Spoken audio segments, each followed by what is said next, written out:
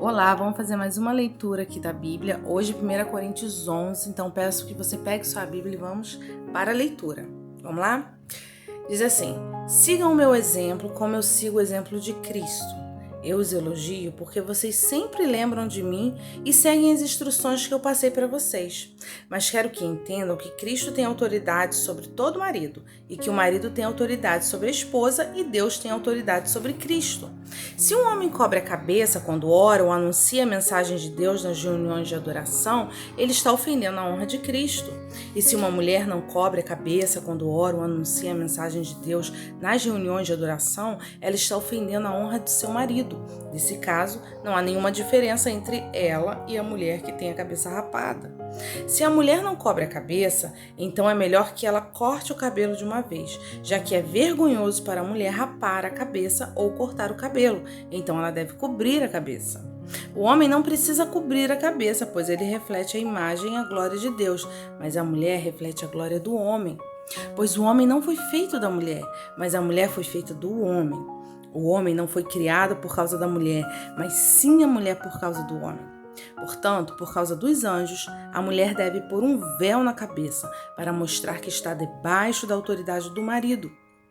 No entanto, por estarmos unidos com o Senhor, nem a mulher é independente do homem, nem o homem é independente da mulher. Porque assim como a mulher foi feita do homem, assim também o homem nasce da mulher. E tudo vem de Deus. Julguem vocês mesmos. Será que é certo que num culto de adoração a mulher ore a Deus sem estar com a cabeça coberta? Pois a própria natureza ensina que o cabelo comprido é uma desonra para o homem. Mas para a mulher o cabelo comprido é motivo de orgulho. O cabelo foi dado a ela para lhe servir de véu. Mas se alguém quer discutir sobre esse assunto, o que eu posso dizer é que nem nós, nem as igrejas de Deus temos outro costume nas nossas reuniões de adoração. Nas instruções que agora vou dar a vocês, eu não posso elogiá-lo, pois as suas reuniões de adoração fazem mais mal do que bem. Para começar, me contaram que nessas reuniões há grupos de pessoas que estão brigando, e eu creio que em parte isso é verdade. Não há dúvida de que é preciso haver divisões entre vocês para que fique claro quem são os que estão certos. Quando vocês se reúnem, não é a ceia do Senhor que vocês comem, pois na hora de comer, cada um trata de tomar a sua própria refeição. E assim, enquanto uns ficam com fome, outros chegam até a ficar bêbados. Por acaso vocês não têm as suas próprias casas para onde podem comer e beber? Ou será que preferem desprezar a igreja de Deus e envergonhar os que são pobres? O que é que vocês esperam que eu lhes diga? Querem que eu os elogie? É claro que não vou elogiá-los, porque eu recebi do Senhor esse ensinamento que passei para vocês, que o Senhor Jesus, na noite em que foi traído, pegou o pão e deu graças a Deus e depois partiu o pão e disse: isto é o meu corpo, que é entregue em favor de vocês. Façam isso em memória de mim. Assim também, depois do jantar, ele pegou o cálice e disse: este é o cálice da nova aliança, feita por Deus com seu povo, aliança que é garantida pelo meu sangue. Cada vez que vocês beberem deste cálice, façam isso em memória de mim. De maneira que cada vez que vocês comem desse pão e bebem desse cálice, estão anunciando a morte do Senhor até que ele venha. Por isso, aqueles que comem do pão do Senhor ou aqueles que comer do pão do Senhor ou beber do cálice de modo que ofenda a honra do Senhor, estará pecando contra o corpo e o sangue do Senhor. Portanto, que cada um examine a sua consciência e então coma do pão e beba do cálice. Pois a pessoa que comer do pão ou beber do cálice sem conhecer que se trata do corpo do Senhor estará sendo julgada ao comer e beber para o seu próprio castigo. É por isso que muitos de vocês estão doentes e fracos e alguns já morreram. Se examinássemos primeiro a nossa consciência, nós não seríamos julgados pelo Senhor, mas somos julgados e castigados pelo Senhor para não sermos condenados junto com o mundo. Portanto, meus irmãos, quando vocês se reunirem para a ceia do Senhor, esperem uns pelos outros. E se alguém estiver com fome, que coma em casa, para que Deus não castigue vocês por causa dessas reuniões. Os outros assuntos eu resolverei quando chegar aí.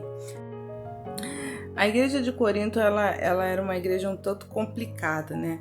Na igreja de Corinto, tanto homens quanto mulheres, eles falavam em línguas, eles profetizavam, né? A igreja de Corinto, ela tinha um conceito errado de espiritualidade, porque enquanto era uma igreja que tinha uma manifestação dos dons espirituais, também havia muitas visões, era uma igreja carnal, tinha falta de disciplina, grupos brigando entre si. Gente, tinha até fã-clube de pregadores populares daquela época. Eu sou de Paulo, eu sou de Apolo. Então, era uma igreja complicada. Uma igreja que havia claramente sinais de falta de santificação. Mas eles achavam que por falarem em línguas, por profetizarem, eram as mais espirituais. Então, não podemos relacionar, fica claro aqui que não podemos relacionar manifestações carismáticas dos dons como com santificação, né? Perdão. Não podemos relacionar manifestações carismáticas dos dons com santificação. Porque tudo que eu falo, eu escrevo primeiro para eu ir acompanhando. E eu tô tropeçando aqui na minha própria letra, né? Embolou um pouquinho. Mas vamos voltar. O maior exemplo, né, para nós é a igreja de Corinto, né? Que não podemos fazer essa relação entre manifestação carismática e santificação. Para a igreja, fica claro aqui, né, que os dons estavam presentes, mas a igreja era carnal, era a igreja mais carnal do Novo Testamento. E de acordo com alguns estudiosos, né, as mulheres de Corinto eram insubmissas aos maridos. E como elas falavam em línguas e elas profetizavam, elas achavam que não deveriam se submeter ao marido, por ser igual, né, por eles também falarem, elas achavam assim, não, Deus fez a gente igual a vocês, então a gente não tem que se submeter a vocês em nada. Paulo, ele escreve essa carta colocando as coisas em seu lugar, dizendo qual era o papel da mulher e do homem diante de Deus. E aqui ele vai usar a questão do véu. Então eu vou falar um pouquinho sobre a questão do véu, né? O uso do véu no Antigo Oriente, ele fazia parte, né? O véu fazia parte da vestimenta das mulheres honradas daquela época. E era símbolo de uma mulher de respeito, que estava sob a autoridade de seu pai, ou do seu marido, ou do seu irmão mais velho. Então, na cultura do Antigo Oriente, a mulher ela sempre estava sob a autoridade de uma figura masculina. O véu, ele era o símbolo do recato da mulher pura, obediente, submissa, virtuosa. E isso fazia parte daquela cultura e não havia questionamentos sobre isso. Então era assim que as mulheres se vestiam naquela época, né? Tanto na cultura israelita quanto grega, quanto romana. Nessas três culturas havia o uso do véu e o véu tinha esse significado. E toda mulher que usava véu, né, isso mostrava assim, o papel que ela tinha na sociedade, na família, né, e também na igreja. O véu era usado na sinagoga, tanto nas sinagogas quanto nos templos pagãos, para você ver que era uma coisa da cultura, não era uma coisa restrita à igreja cristã. A gente vai ver lá em Isaías, eu peço que você abra sua Bíblia em Isaías capítulo 3, verso do 16 ao 24, diz assim: o Senhor Deus disse, vejam como as mulheres de Jerusalém são vaidosas. Aqui ele vai descrever, né, como que eram as mulheres lá em Jerusalém, como que elas vestiam. Então a gente tem, através desse relato de Isaías, nós temos assim uma descrição histórica de como que era a vestimenta daquela época. Então diz assim: o Senhor Deus disse, vejam como as mulheres de Jerusalém são vaidosas, andam com o nariz para cima, dão olhares atrevidos e caminham com passos curtos, fazendo barulho com os enfeites dos tornozelos. Então elas usavam pendentes nos tornozelos. Por isso, eu, o Senhor, vou castigá-la, rasparei a sua cabeça e as deixarei careca. Aqui fazendo uma alusão clara que a falta de cabelo era uma vergonha para a mulher naquela época. Então naquele dia o Senhor tirará das mulheres de Jerusalém todos os seus enfeites, o que elas usam nos tornozelos e na cabeça, os colares, os brincos, as pulseiras, tirará os véus, tirará os véus, então elas tinham o costume de usar o véu, os chapéus e os enfeites para os braços e os cintos e as faixas. Tirará os frascos de perfume, os talismãs, os anéis e as argolas de usar no nariz, os vestidos luxuosos, os mantos, os xales e as bolsas, as saias transparentes, os lenços de linho, os turbantes e as mantilhas. Em vez de andarem perfumadas, elas vão cheirar mal. Em vez de cintos finos, usarão cordas grosseiras. Não farão penteados bonitos, mas ficarão carecas. Não usarão roupas finas, mas roupas feitas de pano grosseiro. A beleza dela vai virar uma feiura de dar vergonha. E os homens de Jerusalém serão mortos na guerra, até os mais valentes morrerão. A cidade ficará de luto e chorará como se fosse uma mulher sentada no chão, completamente abandonada. Então aqui nós temos assim uma visão, né, de como que era. As mulheres eram bem vaidosas naquela época e elas usavam véu, fazia parte do dia a dia daquelas mulheres. Lá em Gênesis, no capítulo 24, também vou pedir que você abra sua Bíblia no capítulo 24, no verso 65, está escrito assim: e perguntou ao empregado: quem é aquele homem que vem andando pelo campo na nossa direção? Aí o empregado diz: é o meu patrão, respondeu ele. Aí ela pegou o véu e cobriu o rosto. O empregado contou a Isaac tudo o que havia feito. Então aqui traz o relato de quando Rebeca foi encontrar o seu esposo Isaac. Eles se casaram por procuração, né? E quando ela vai encontrá-lo pela primeira vez, em um sinal de sujeição, ela coloca o véu. Ela não estava de véu na presença do servo, que era um homem, mas para encontrar Isaac, o seu marido, ela coloca o véu em sinal de respeito e submissão. Agora eu vou chamar você para ir lá em Isaías 47, no verso 1 ao 3.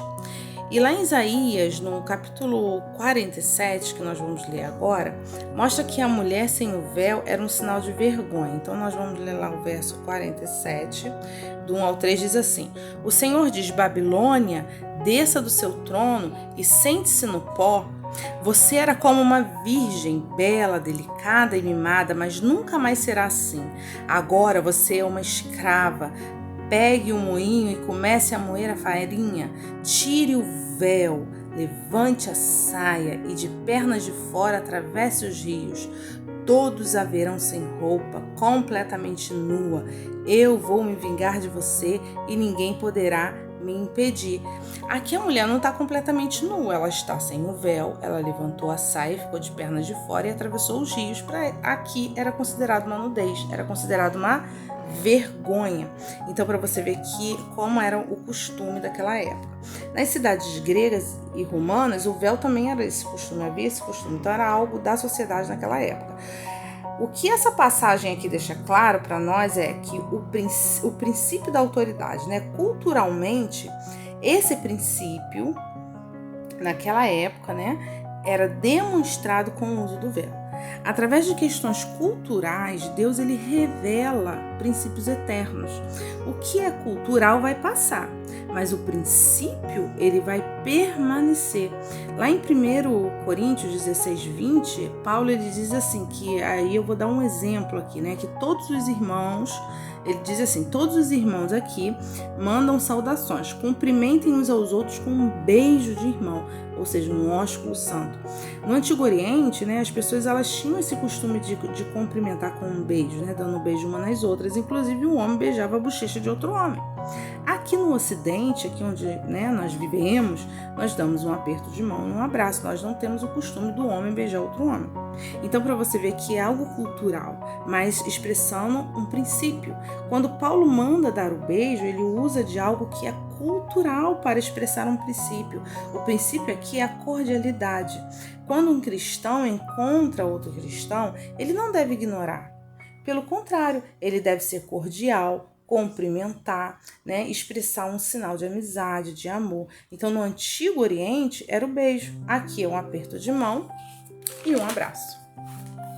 Então, o que é cultural passa, mas o princípio permanece. O véu era algo cultural. Aqui no Brasil, para uma mulher demonstrar que é uma mulher de respeito, uma mulher séria, casada, ela não precisa usar o véu. Ninguém usa o véu para dizer que é casado. Então, naquela cultura também o cabelo curto, né? Por exemplo, o cabelo curto em mulher naquela cultura, como Paulo bota aqui, era desonroso. O cabelo era o véu natural da mulher, né? Então era considerado o véu natural da mulher. Uma mulher que não tinha o cabelo longo naquela época era considerado uma desonra. Assim também como o homem ter cabelo longo era desonroso. O homem naquela época tinha que ter o cabelo curto. Se ele tivesse o cabelo longo, era uma desonra. Hoje, na nossa sociedade, isso já não vale mais. A mulher, ela corta o cabelo, não é considerado. A mulher cortou o cabelo, agora ela é uma mulher desonrada, separada do marido. O marido tá com o cabelo grande, é um homem que tá desonrando a sua esposa, né? Não é um homem de verdade. Hoje não tem mais isso, nós não temos isso na nossa sociedade, na nossa cultura. Então, era parte da cultura deles. Hoje, uma mulher corta o cabelo não significa que ela se separou. Naquela época, uma mulher de cabelo curto significava que ela não tinha mais marido, que ela estava desonrando seu marido, que ela não estava sob autoridade, que ela era uma mulher sozinha. Então, para você ver como que é uma coisa cultural, o que é cultural e o que é princípio. Deus usa a cultura para expressar alguns princípios. E aqui nós estamos falando da cultura daquela época. Então, hoje em dia, nessa questão de cabelo, não faz parte da nossa cultura. Não é desonroso, nada disso, o homem cortar o cabelo, nem a mulher cortar o cabelo também, nem o homem deixar o cabelo crescer. Isso não tem nada a ver. Então, quando lemos a Bíblia, nós precisamos conhecer o que era costume cultural e entender o princípio eterno que vale para todas as culturas em todas as épocas. Se alguma igreja que usa o véu hoje, né? Se alguma igreja hoje ela quer usar o véu, não existe problema algum. Desde que não diga que é por princípio bíblico, porque o véu não é um princípio bíblico. O véu é cultural, para expressar um princípio de autoridade. E também essa igreja não pode julgar as outras que não usam. Se ela quer usar, ela pode usar, não tem problema nenhum. Não é pecado usar, nem deixar de usar, tá? Só que isso não é regra bíblica. O princípio vale em todo tempo, em todo lugar e para todo mundo, mas a aplicação do princípio muda de lugar para lugar. Então, eu vou dar um outro exemplo aqui, que é o exemplo, por exemplo, do respeito, né? O respeito é um princípio bíblico. Nós precisamos respeitar uns aos outros. Isso é princípio em todo tempo, em todas as épocas, em todo lugar, para todas as pessoas. Mas como que a gente expressa o princípio do respeito? Vamos falar de igreja, de sinagoga, de templos, né? Quando você entra numa sinagoga, né, lá do judeu, você precisa colocar o chapéu, que eles usam um kippá na cabeça. A mulher até hoje, ela precisa colocar um véu para entrar lá. Então, se você for em Jerusalém, se você for visitar os locais sagrados, você tem locais que você precisa ter fazer isso até hoje. Então, se você vai lá, você está saindo aqui do Brasil, vai visitar Israel, você vai ter que tampar sua cabeça. É uma questão de respeito, você não vai desrespeitar, mas eu não concordo, não importa. Por questão de respeito, você vai usar. Então, você vai fazer isso. Na igreja católica, por exemplo, tampar a cabeça usando um chapéu na cabeça é uma falta de respeito. Então, se você vai na igreja católica, você não pode botar um boné, porque isso é falta de respeito. Em uma mesquita, o princípio do respeito ele é aplicado em quê? Tirando o sapato. Você não pode entrar numa mesquita calçado. Então, o princípio permanece o mesmo, o respeito. Mas em vários setores é aplicado de forma diferente. Tá?